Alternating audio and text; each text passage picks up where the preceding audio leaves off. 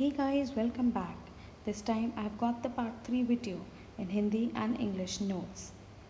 Work age and gender, कार्य, आयु और जेंडर हमारा टॉपिक है जो कि चैप्टर 1 का थर्ड पार्ट है और ये एनसीईआरटी के लेटेस्ट सिलेबस के अकॉर्डिंग है। तो चलिए अब हम स्टार्ट करते हैं अपने टॉपिक को इंट्रोडक्शन से। जो लोग काम कर रहे हैं उनका एज और सेक्स दोनों हमारे इन्फ्लुएंस करते हैं dynamics of the personal and professional lives, both from the perspectives of individual जो माइक्रो पर्सपेक्टिव के अकॉर्डिंगली होता है एंड सोसाइटी एंड नेशन जिसे हम मैक्रो पर्सपेक्टिव से देखते हैं। ये दोनों हमारे बहुत ही इम्पॉर्टेंट फैक्टर्स हैं जो हमारे इन्फ्लुएंस करते हैं पर्सनल एंड प्रोफेशनल लाइफ्स को। Second point which is very important, जो हमारी health and development of children को हैम्पर कर रहा है वो है जब हम काम उन्हें फोर्स करते हैं काम करने के लिए जो उनके लिए फिट नहीं है, तो उनकी हेल्थ एंड डेवलपमेंट दोनों ही ख़राब होती हैं। जैसे कि एग्ज़ाम्पल ले लीजिए आप, एक छोटा बच्चा है 18 साल से कम उम्र का, तो ऑब्वियसली वो चाइल्ड लेबर होगा एंड ये राइट्स में है कि आप 18 साल के नीचे बच्चे से काम नहीं करा सकते हो, ये एक जुर्म है। तो अगर हम उसे फोर्स करते हैं तो ऑब्वियसली उसकी डेवलपमेंट तो होगी ही नहीं बल्कि उसकी हेल्थ भी ख़राब होगी। विमेन के लिए सपोज टेक एन एग्जांपल, उसको बोल देते हैं कि आप कोल माइंस में जाइए एंड कोयला फैक्ट्री में काम करना है, तो ऑब्वियसली उसकी हेल्थ बहुत ही ज़्यादा ख़राब हो जाएगी एंड इससे क्या होगा, वो घर पे भी अपना टाइम नहीं दे सकती है या अपने बच्चों को टाइम नहीं दे सकती है। तो थर्ड सेंसिटिव केस है एल्डर, जिनका हमें ध्यान रखना है। ऑब्वियसली जो एल्डर लोग हैं अगर वो रिक्शा चलाएंगे तो उनकी हेल्थ तो ख़राब होगी बल्कि उनकी मेंटली जो पावर है वो भी डिक्रीज़ हो जाएगी। तो हमारे 3 सेंसिटिव केसेस हैं, विमेन, चिल्ड्रन एंड एल्डर। इन तीनों के बारे में हम आगे पढ़ेंगे डिटेल्स में। ये हमारे हिंदी में नोट्स हैं जिन्हें आप अच्छे से देख सकते हैं और मैंने ऑलरेडी एक्सप्लेन कर दिए हैं आपको सारे ये टॉपिक्स। तो guys you can read on your own for Hindi students.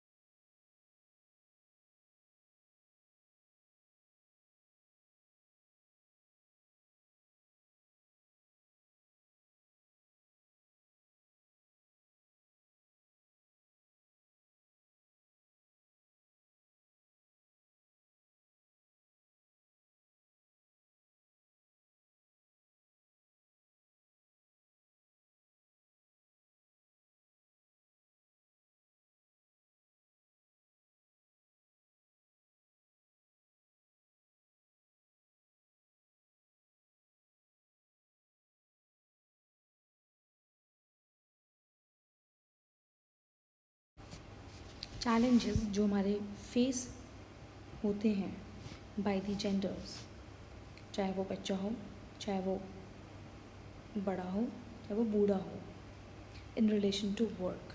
अगर हम देखा जाए काम पर, तो चलिए आइए हम डिस्कस करते हैं।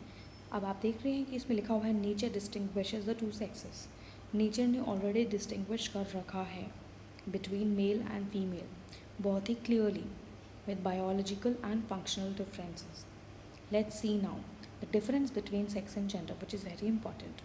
Sex, which indicates biological categorization जब हम करते हैं तो उसे बोलते हैं हम sex, based on genes, reproductive organs और similar things.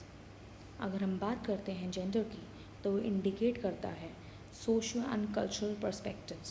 जब हमने सोशल एंड कल्चरल पर्सपेक्टिव्स को ध्यान में रखते हुए डिवीज़न करा है उसे बोलते हैं हम gender.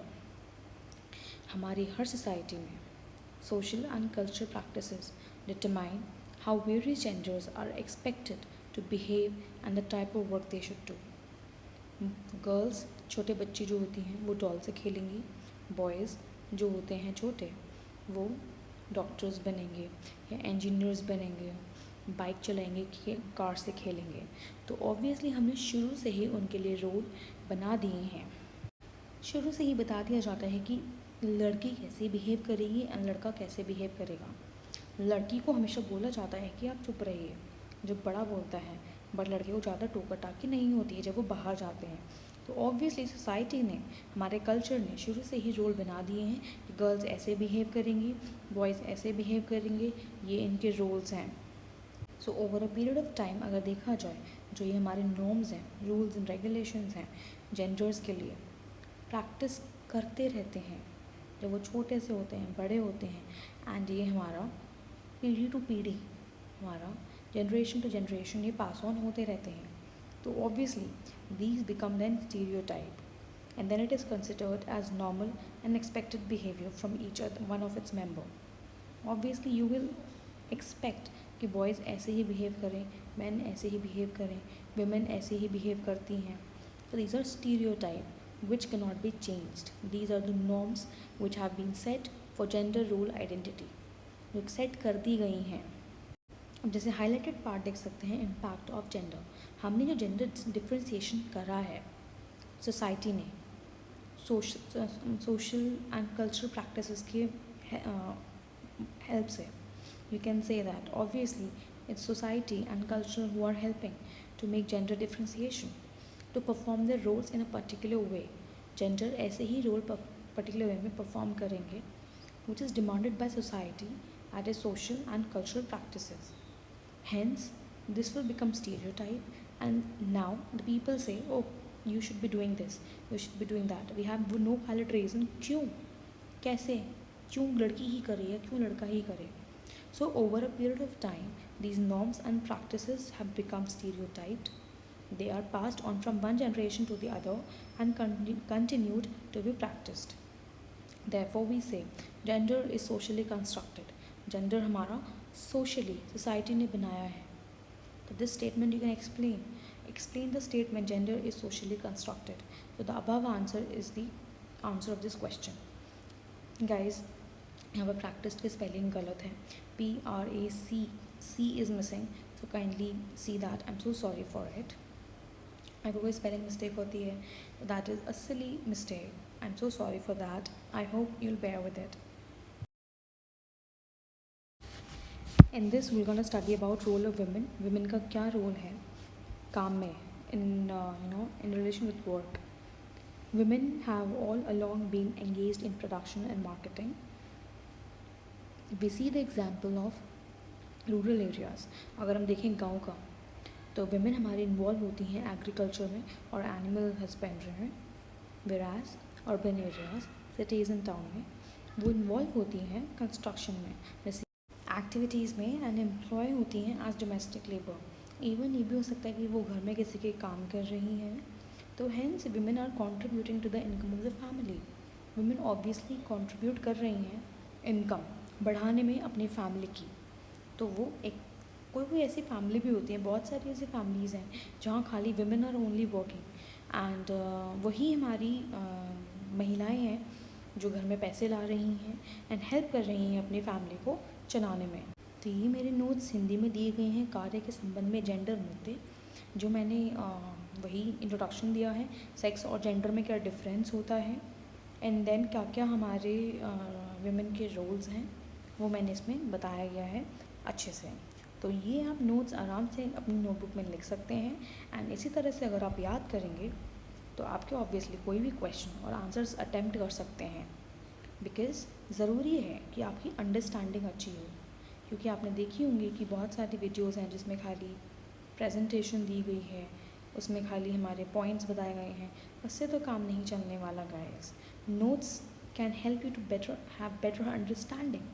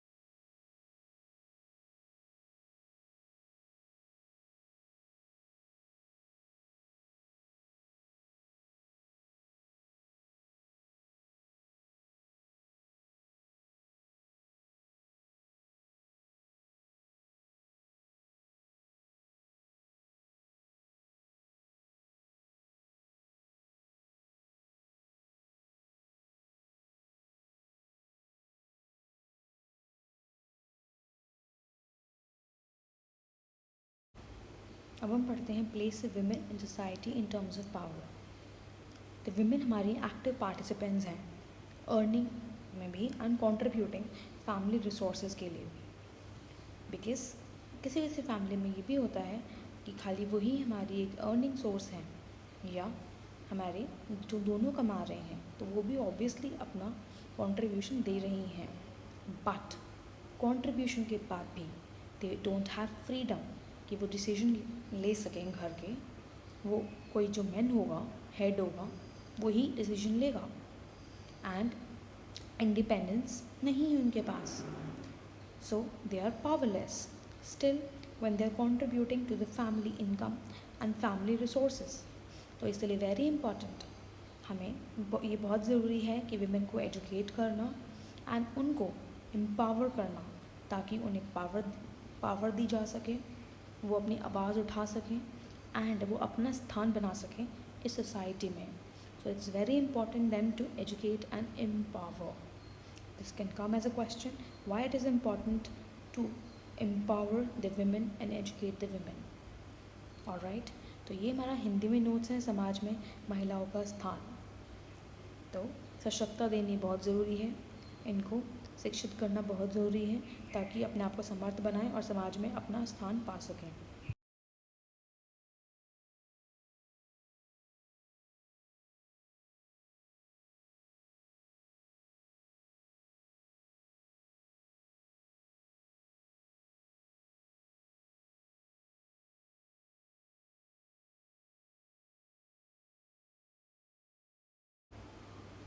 Empowerment of women, giving power to women। Women cannot be empowered until and unless the work that is done at home by them is not valued। अगर हम उस चीज़ की वैल्यू नहीं करेंगे तो उनको पावर नहीं मिलेगी, उनको एम्पावर नहीं कर सकते हैं हम। तो it's very important to value the work which is done by them. जो वो काम कर रहे हैं उस काम को वैल्यू दो एंड वो इक्वलेंट माना जाए कि हाँ, पैसे नहीं ले रहे हैं वो, बट पैसे तो सेव कर रहे हैं ना वो। तो it is actually saving the money, that is actually is equal to earning the money. जो वो काम कर रहे हैं, जो वो काम कर रहे हैं उसमें बहुत सारी एनर्जी चाहिए होती है, टाइम चाहिए होता है।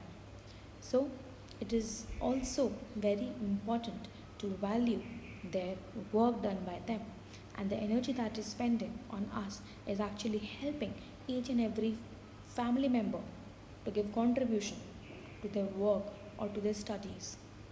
So they are performing very important roles।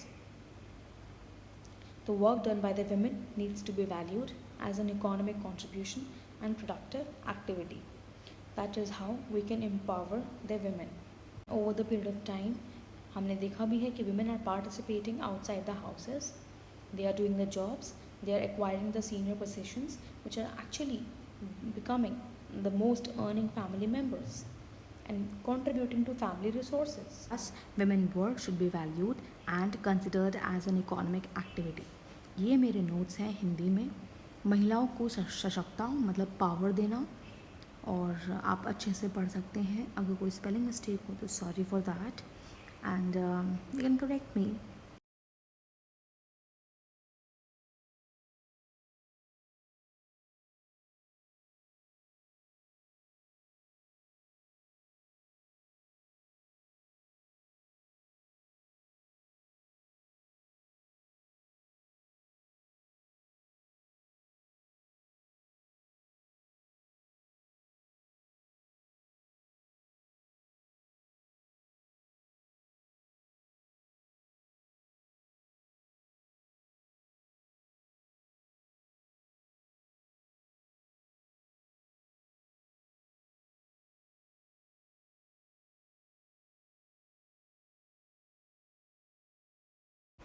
Now we're going to discuss about issues and concerns related to women and work। In this topic हम discuss करेंगे कि हमें क्यों इम्पॉर्टेंट है सेफ गार्ड करना इंटरेस्ट ऑफ women को and training देना ताकि उनकी स्किल्स बढ़ सके। तो guys it is very important to safeguard the interest of women so that we can actually make them very skillful in their work। उनको training facilities दें ताकि वो स्किल अपनी बढ़ा सकें, कोई नई स्किल्स सीख सकें एंड वो अपने काम में अच्छे से डेवलप हो सके। ये इसलिए ज़रूरी है क्योंकि हमारी जो वुमेन की पोजीशन है, पार्टिसिपेशन है, अपॉर्चुनिटीज़ जो हैं वो कम हो गई हैं क्योंकि मार्केट में स्किल्ड वर्कर्स चाहिए, तो उनके पास स्किल्स नहीं हैं, तो हमें उन्हें ट्रेनिंग फैसिलिटीज़ देनी होगी ताकि उनको स्किल्स मिल सकें जो मार्केट में डिमांड में है एंड वो अपने पोजीशन आराम से बना सकें। Second point, women are considered as secondary when we talk about earnings. They do not have the same position in the market. That is, this is the biggest concern. चाहे वो आदमी से अच्छा काम कर ले बट तब भी उनको वह पोजीशन नहीं मिलती है as we compare to the men. So this is also a big issue. Let's discuss other issues also apart from the above. Stress and adverse effects on health. काम की वजह से वो स्ट्रेस भी ले लेती हैं एंड एडवर्स इफेक्ट भी होते हैं। Security and safety at workplace, that too without gender discrimination. जहाँ भी वो काम कर रही हैं वहाँ पर भेदभाव ना हो जेंडर को लेकर कि आप नहीं कर सकते हो ये काम खाली मैन ही कर सकते हैं, तो this should not be there. तो ये हमारे इश्यूज़ एंड कंसर्न्स ख़त्म हो गए हैं। अब हिंदी में इसके नोट्स अवेलेबल हैं। तो ये हमारे नोट्स हैं जो कि स्त्रियों और उनके कार्यों से संबंधित मुद्दे सरोकर है। तो गाइस आप कर सकते हैं, लिख सकते हैं नोट्स।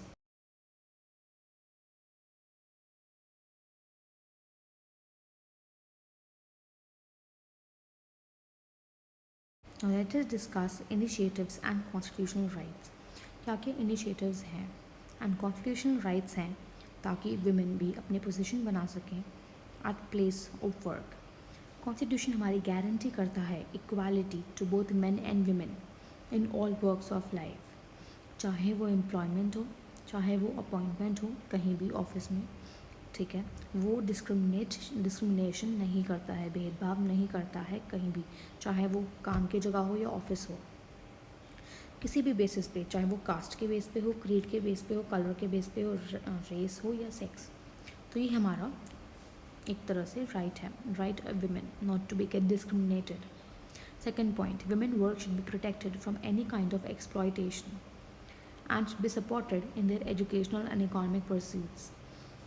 काम को प्रोटेक्ट करना है, जो भी वुमेन काम कर रही हैं हमारे, एंड सपोर्ट करना है कि सपोर्ट मिलेगा तो उनका कॉन्फिडेंस बूस्ट होगा एंड वो और भी अच्छा काम करेंगी।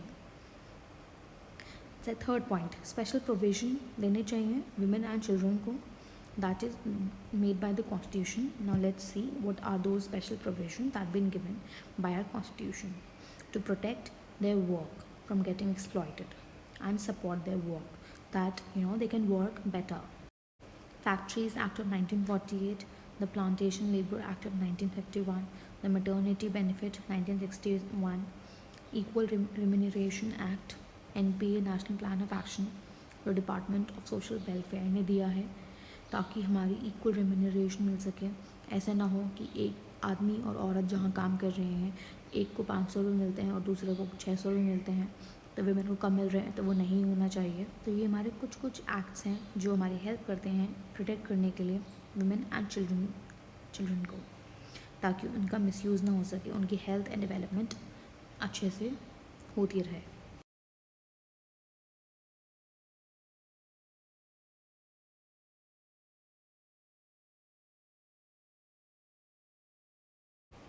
ये नोट्स हमारे हिंदी में है, जो अधिकार अधिनियम बताए गए हैं इसमें, आप पढ़ सकते हैं। बहुत ही इजी लैंग्वेज में मैंने समझाया है।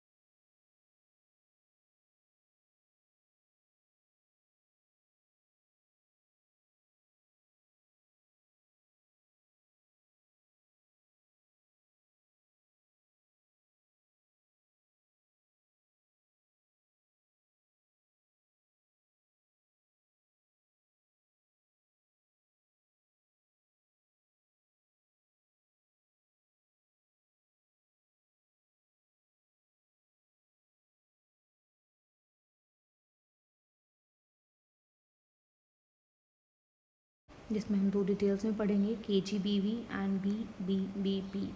KGBV कस्तूरबा गांधी बालिका विद्यालय, जो ये स्कीम हमारी SSA के द्वारा दी गई है, सर्व शिक्षा अभियान। इसमें हमारा जो मेन ऑब्जेक्टिव है वो है to decrease the dropout. हमें ड्रॉप आउट कम करना है। मीन्स ड्रॉप आउट कैसे कम करना है, जो ड्रॉप आउट कर दिया है उन बच्चों को लाना है, एंड जिन्होंने कभी एडमिशन नहीं लिया उनको हमें लाना है कहाँ से, गांव में से, रिमोट एरियाज़ में से, जो सोसाइटी डेवलप नहीं है, बिल्कुल भी बैकवर्ड एरियाज़ हैं, उनमें से लाना है स्कूल में पढ़ाने के लिए, ताकि वो अपनी बेसिक एजुकेशन ले सकें। ये जो स्कीम है हमारी, वो उसमें बच्चों को पढ़ाया जाता है। इसमें क्या होता है, 6 मंथ्स से लेके 1 ईयर तक कोर्स होता है, जो कि 5th क्लास तक हमारी कोर्स कंप्लीट किया जाता है। इसमें एंट्रेंस एग्ज़ाम होता है स्कूल में आने के लिए, एंड फिर उस बच्चे को हमारा 6th क्लास से पढ़ाया जाता है, एंड एजुकेशन जैसे सारे बच्चों को होती है वैसे ही मिलती है। And the scheme also helps to implement right to education by the law of India. It gives the facilities like residential school. तो हमारी यहाँ पर ख़त्म होता है। इस पे शॉर्ट नोट पे क्वेश्चन आ सकता है, तो यू गाइस यही पॉइंट्स बहुत हैं, आप इसे समझ लीजिए एंड अच्छे से आप कर सकते हैं। नेक्स्ट है बेटी बचाओ बेटी पढ़ाओ, जो हमारी इनॉग्रेटेड की गई थी PM नरेंद्र मोदी जी द्वारा ऑन 22 जनवरी 2015। कहाँ पर, पानीपत में, जो कहाँ पर है, हरियाणा में है। इसलिए की गई क्योंकि यहाँ पर जो फीमेल रेशियो है वो बहुत ही कम है। ये जो स्कीम है वो गर्ल्स के लिए है, बेटी बेटी बेटी, तो ऑब्वियसली गर्ल्स के लिए है। पढ़ाओ मीन्स उनको हमें एजुकेशन देनी है। ये हमारा अप्लाई किया गया है 100 डिस्ट्रिक्ट्स में अपनी कंट्री में। तो गाइस ऑब्जेक्टिव्स हमारे हैं इसके, प्रिवेंट फीमेल इन्फेंटिसाइड, मीन्स जो हमारे अबॉर्शन कराते हैं लड़की को, अगर लड़की होती है तो उसे रोकने के लिए है, या पैदा होने के बाद मार देते हैं तो उसे रोकने के लिए है। दूसरा पॉइंट, इंश्योर कर सकें कि हमारी जो गर्ल चाइल्ड है वो प्रोटेक्ट है एंड सिक्योर है। थर्ड पॉइंट, उसे क्वालिटी एजुकेशन दे सकें ताकि वो अपने आप बड़े होकर पैसे कमाएं एंड अपने आप वो किसी के ऊपर निर्भर ना हो। Develop new schemes for girl, वो डेवलप करती रहती है न्यू स्कीम्स ताकि हमारी बच्चियाँ पढ़ती रहें एंड अच्छे से पैसे कमा सकें, अपना जीवन अच्छे से बिता सकें, अपने आप को प्रोटेक्ट कर सकें एंड अपने आप को एम्पावर कर सकें, अपनी जगह बना सकें। अब हमारी दोनों स्कीम्स ये हिंदी में दी गई हैं, बहुत ही सिंप्लीफाइड लैंग्वेज में है। ये 2 मार्क्स 3 मार्क्स में भी आ सकते हैं, तो इसीलिए और इनके फुल फॉर्म भी ज़रूर याद कीजिए गाइस।